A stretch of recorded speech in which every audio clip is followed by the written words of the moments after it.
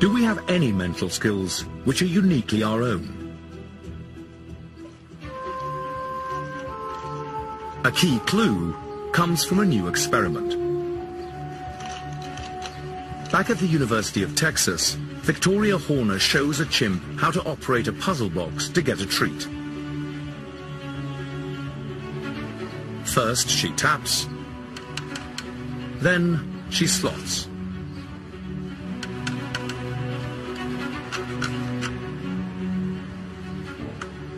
Next, she pokes.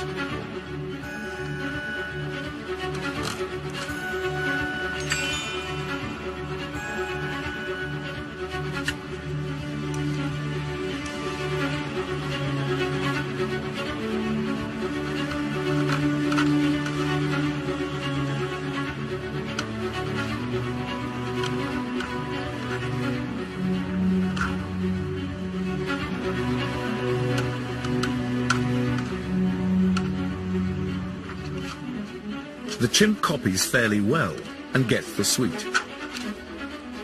This game we're going to play is about this special box I brought, all right?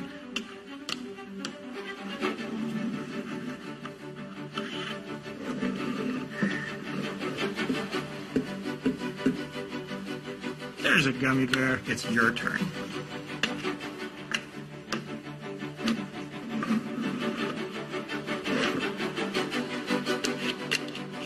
Children copy the actions much as the chimps did. Oh, you got him! All right, there's a gummy bear. Good job.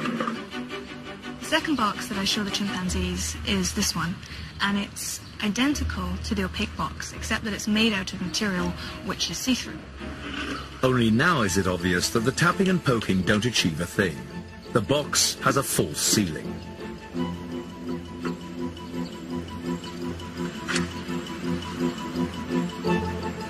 The chimps cut to the chase. They skip the needless steps. For the apes, it is all about the treat.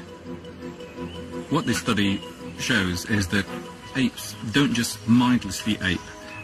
They also understand something more about cause and effect.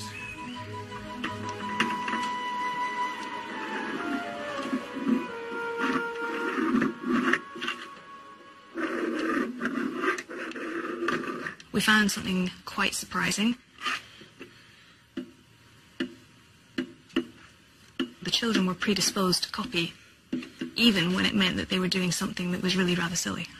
So this seems a little like the chimps are outsmarting the kids in this particular study. There he is. You got him out. Why do children imitate slavishly? The root of the children's behaviour is the fact that they view me as a grown-up, possibly as a teacher.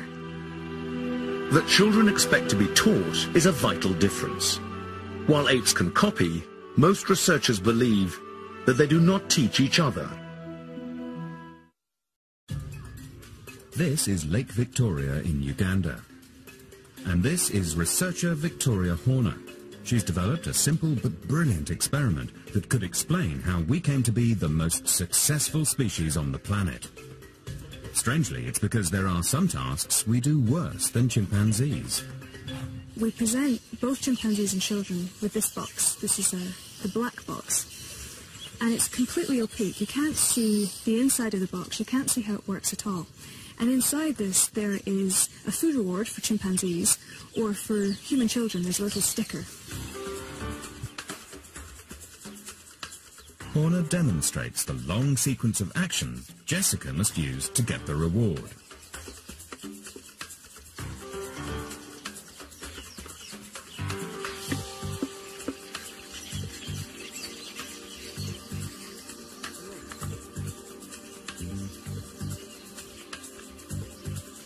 She reloads the box. It's now Jessica's turn to show she's learned what she's seen.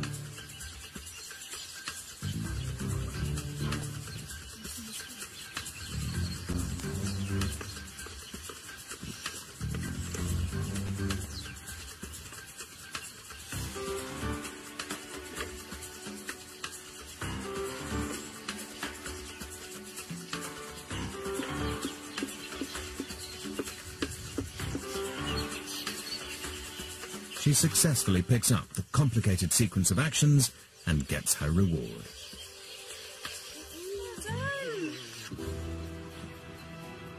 Next, Horner and her boxes make the 15-minute journey to nearby Ngamba Island. Horner demonstrates the movements to Billy.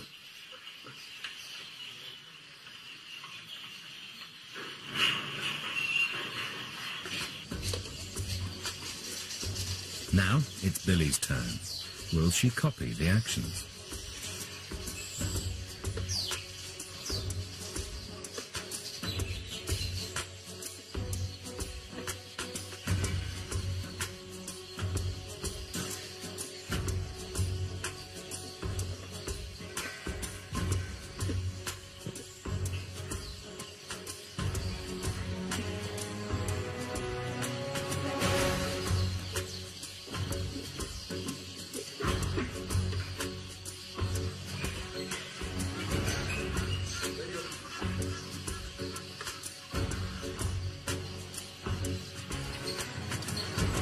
Just like Jessica, the chimpanzee copies the actions and gets her reward. But Horner has just been toying with both ape and child. This experiment is not about how apes learn, it's about understanding how humans learn. Back at the school, she swaps the boxes. We then present them with what we call the clear box. And this one is structurally identical to the black box, but this time all of the walls of the box are made of see-through material. And actually there's a false ceiling which runs right around the top here, so that all the actions to the top are irrelevant. They're pretend nonsense actions. And the sticker, or the food award, is actually located in this tube at the front.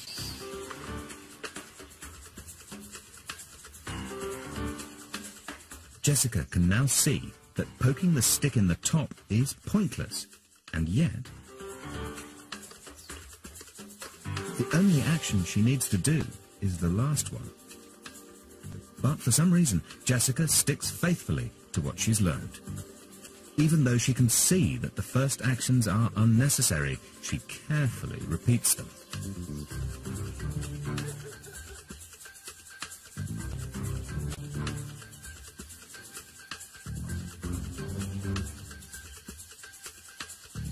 Finally, she gets the reward.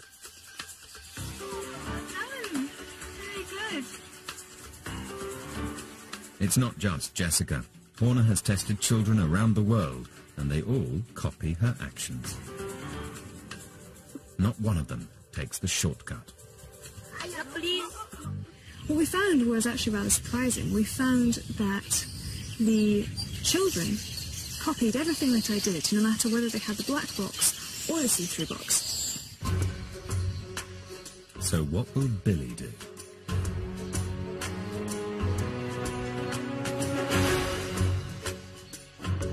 She goes straight for the sweet. This isn't unusual. In trials with a dozen chimpanzees, Horner has found that 2 times out of 3, chimpanzees take the shortcut.